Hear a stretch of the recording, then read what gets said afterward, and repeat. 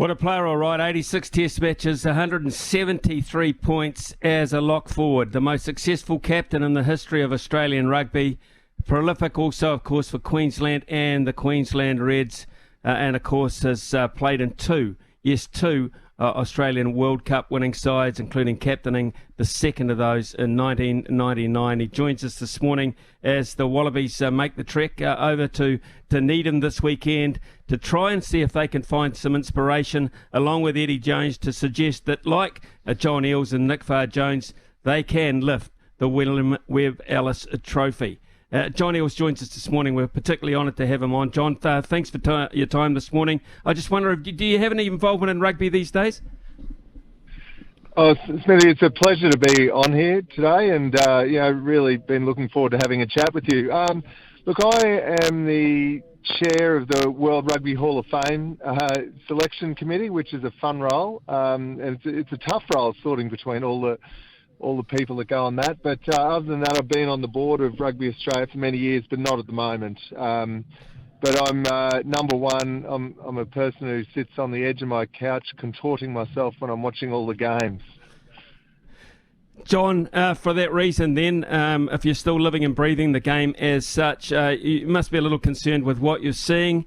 Are you genuinely worried, or do you think Eddie Jones, knowing him better than we do, has the situation, I won't say under control, but he's got hope?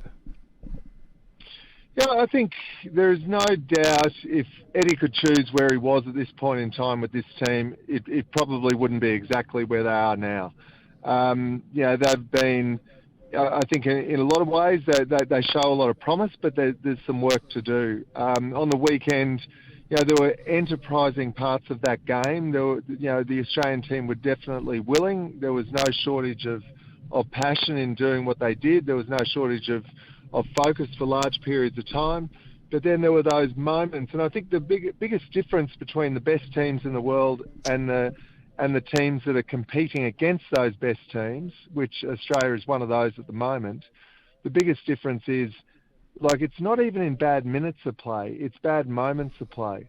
The best teams don't have those bad moments. And you look at the Irish and the All Blacks, the French, they're very consistent across the whole game. The Australian side at the moment, they're just turning off for those bits of time. And part of the turning off might be you've got a guy off the field for 10 minutes with a yellow card. And it's so hard to come back when you give teams like the All Blacks the opportunity in those bad moments. John, the other thing, of course, during those key moments when you have those opportunities is you have those playmakers who deliver for you. Now, back in 91, your 9-10 was Nick Farr-Jones, Michael Lynagh. Under your captaincy, you had Stephen Larkham and, of course, George Gregan. Genuine generals as such. Do you see that within the Australian group there, the makings of that kind of combination? Well, I think you've hit the nail on the head there with the importance of that 5'8" combination, because so much happens around that. The leadership of those two are so important in any team. And we don't have that at the moment. We don't have stability in that area. We don't know who our best 9 and 10 are at the moment. So, we're a long way off from other teams when it comes to that. But look, there's no doubt that the people we can go to in those positions have some edge about them in their play. And they all do some things that disrupt the opposition's defences, that can make Australia look good and dangerous at different periods of time. But again, them working in concert with everyone else in the team is going to be so important. For instance, I'm just looking at the depth too, John, in Australian rugby, which is something I imagine you monitor a little bit. For instance, this weekend our NPC competition starts, so we've got 8 games of provincial rugby. And is that lacking? Is the ability for constant play and encouragement for people to participate lacking in Australia? Well, there's no question we don't have a competition as strong as the NPC to back up Super Rugby and then Test Rugby. And that's a very hard thing to manufacture. You can't just turn that on. We have tried at different stages with variations. The National Rugby Championship was an effort to do that, but the club systems in both Sydney and Brisbane are pretty strong. I think the way we have to look at it in Australia is that look, we're never going to have the same amount of depth that you do in New Zealand or that South Africa do or even France or England do. So therefore, we've got to be able to say, well, how can we make more with our talent than what we're doing at the moment? And that has to be a concerted effort in coaching right across the board. And you don't need 100 great test players to win a World Cup, for example.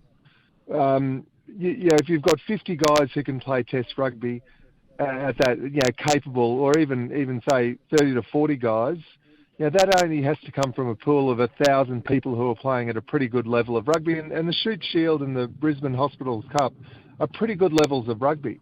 Now, if you can take the cream out of that and then really start to put pressure on them and help them to grow, then if you've got 20 guys that are really good test rugby players, and then you've got 3, 4 or 5 are great test rugby players, and that's where the biggest difference will happen, I think.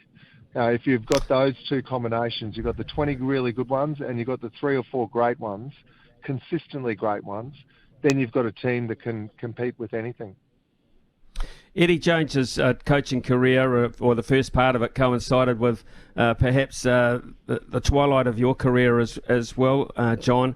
How have you seen Eddie Jones develop throughout his last 20 years as a coach, really, to the point now where he's the man in charge of Australia?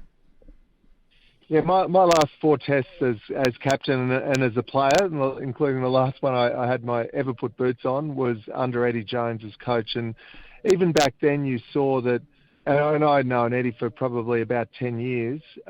We played together in a game with the Australian Barbarians once.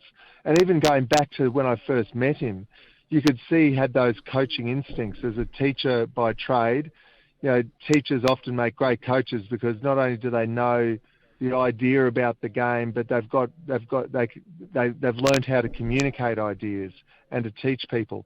And Eddie was always very good at that, even as a player playing beside you.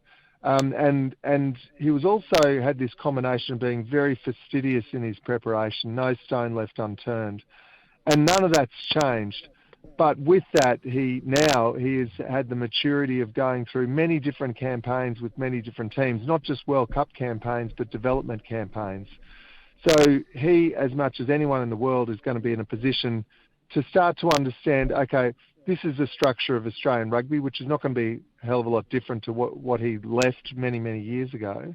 But this is a structure. How are we going to get the best out of this structure? We're not going to necessarily be able to mirror the New Zealand structure or the French structure or whatever, but how do we squeeze some diamonds out of this structure? And I think, and then, when he gets to the pointy end when it comes to a World Cup, we know that he's got the ability to really turn it on in that environment.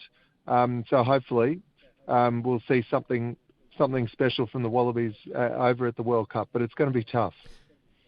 It is going to be tough because, as you well know, you need confidence when you're entering into the World Cup. You don't want to have too many self-doubts. And I just wonder now whether Eddie has got the ability, and this weekend is so important in that respect, to find that heading on the plane to get over there. I mean, because you really don't want to be 0-4 and a pretty ugly 0-4 heading in that direction. Yeah, to some extent, I think while the wins are so important and they will be absolutely gunning for that and not accepting anything less, I think more what you've got to look for now is improvement across the board in different areas of the game. And if you look at, say, 2 areas, and you've also got to identify, okay, what can we change the quickest that's going to make the biggest difference going into a World Cup? If you were to pick 2 things in rugby that are perhaps the easiest to change, nothing's easy to change, but if you could say you could change perhaps the quickest, 2 of those things would be discipline and defence, and they've been 2 areas that have been really hurting the Wallabies over the last 12-18 months. But both discipline and defence are very, yes, there's skills associated with that, of course there are, but they're both based on attitude. And if you can get the attitude right, and part of the attitude is trusting the guy beside you. Why do you give away penalties? sometimes you give away penalties because you're not really trusting the guy beside you. So I would think over the next bit of time, and whether it be partly this week, and then we've got the weeks leading into the World Cup, so much of that has to be focused on how do we develop the bonds in this team such that when they're out there in the heat of the moment, the number 6 trusts number 7 who trusts number 8. And if you can start to develop that, then you can do a lot from that.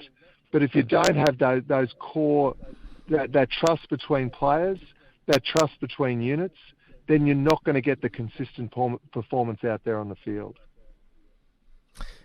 John, you've been in 2 World Cup winning sides. Both of those were in the Northern Hemisphere. Of course, one in England, one in Wales. So, and now we head to that neck of the woods again, albeit France.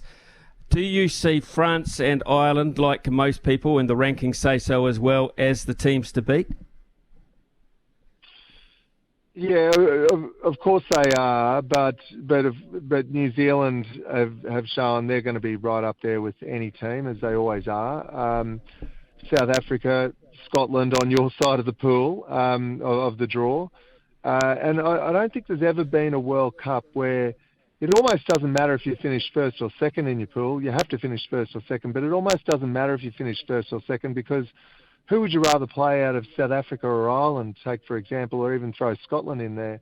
It'd be hard to say, yeah, I'd rather have that game. Or if you're on the other side, who would you rather play, France or New Zealand? There's no easy answer there. And even on the other side, say if it's Australia, Wales, Fiji, Georgia are going to be a tough game. And then on the other side, you've got England, Argentina, Japan. There's not necessarily a side that you'd rather say, yeah, look, we need to finish first, so we're going to play them, because you don't know who's going to finish first or second in each pool. So, but when it comes down to it, I think one of the key ingredients of winning a World Cup is being absolutely sure about how you play the game. And I think there's only 3 teams in the world at the moment that are absolutely sure and confident in how they're playing the game. Number 1 of those teams is Ireland. Number 2 is France, and you'd probably say number 3 is New Zealand. Maybe Scotland would be in there as well, but they're maybe not quite as compelling in how they play the game as the other ones. But they're still going to be dangerous. South Africa, I think they can play many different ways, but I'm not sure that they have set themselves on this is how we're going to play each game going into the World Cup. And I think as they develop that, they're going to be incredibly dangerous as well. So I think that's an important step for Australia to take, to say this is how we're going to play the game, and then just work very hard on building the trust in that game plan and the trust between themselves. John, just finally, do you get to go in some capacity? I'm going to go in a capacity as a fan foremost, going with my wife and some of our friends for a couple of the pool matches, and then I'll come home and then try to get back over for the last part of the tournament. I can't wait. I think, rugby, of course we want our own teams to win, and we hope for that, but irrespective of that, it's going to be a fantastic World Cup, a great celebration of our sport, which is a wonderful global sport. And so much of rugby, yes, it's what happens on the field, but it's also so much of it is what happens off the field, and it's going to be a celebration. John Eales, absolute pleasure to have you on the show. Travel well, enjoy the World Cup towards the end of the year, and hopefully, from your point of view, Eddie and the Wallabies can turn it on this weekend in Eden. We thank you so much for your time. Yeah, it's a pleasure. Thank you. Cheers. John Eales out of Australia there, folks, and what a giant of, and I don't mean that because of his size, but what of a giant personality in the game of rugby he has been, and I mean around the world too. And if Eddie Jones had players of John Eales' capacity, ability up his sleeve, man. I mean, the Wallaby side Eddie Jones was coaching, that John Eales was just talking about there at the end of his career, compared to now, chalk and you know what. SENZ. It's Kiwi for Sport.